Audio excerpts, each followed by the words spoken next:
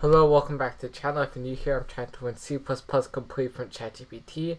Right now, I'm in the module about object-oriented programming, and I just got into the lesson about inheritance.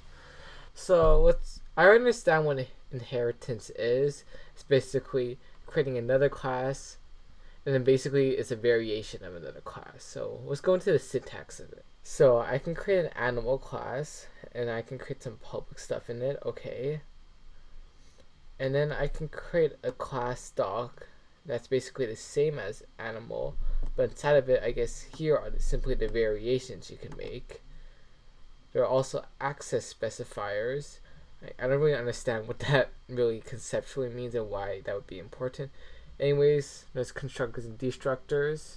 Another thing important about constructors and destructors that I remember really screwing with me in Java is you have to call a superconstructor. So I'm gonna go ask about that. When you create a constructor from a class inheriting another class, do you have to create a superconstructor?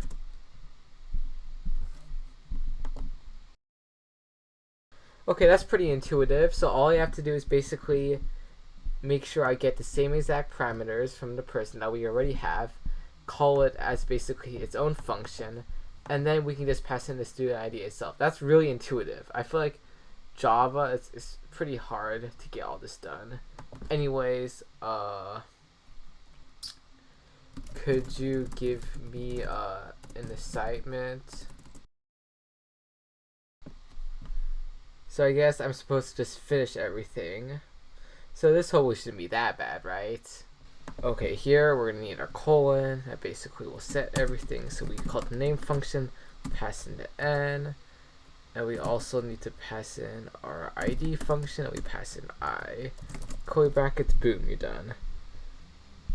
And then now we need to display the details. Okay, so we inherit from the employee. Instead, here we actually have a department, which should be private, but we still put it inside of our constructor. And now we need to override it. This is pretty simple. We will just create a new function.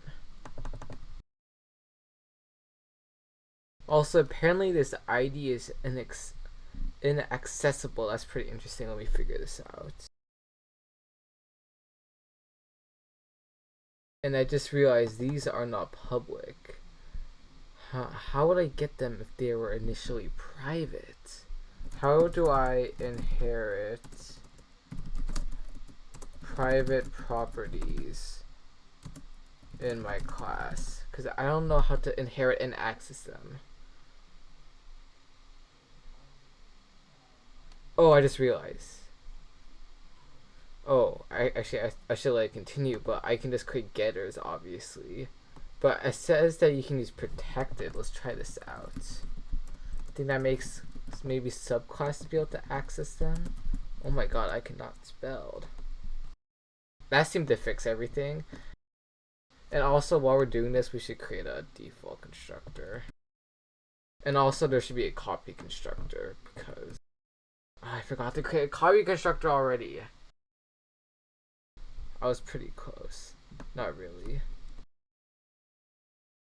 And I'm gonna test this out. Like, how does it work if I create default constructors of an inherited thing? I mean, it's protected, so it should be able to access it. And let's see if we have any errors so far. I see this one red thing, and I don't know what that means. There's one. Seems like we have one problem in the file. Where is it? I mean, yeah, that's pretty important. That would stop our code from compiling. Let's click our run, debug. Yeah. Hopefully it appreciates my extra work to put in my copy and default constructors. And I should use the override keyword. Well, I think I kind of skipped that part because I think there was one more lesson. And it looks like we've covered the key concepts of inheritance. Woohoo. Wait, isn't this module object-oriented programming though?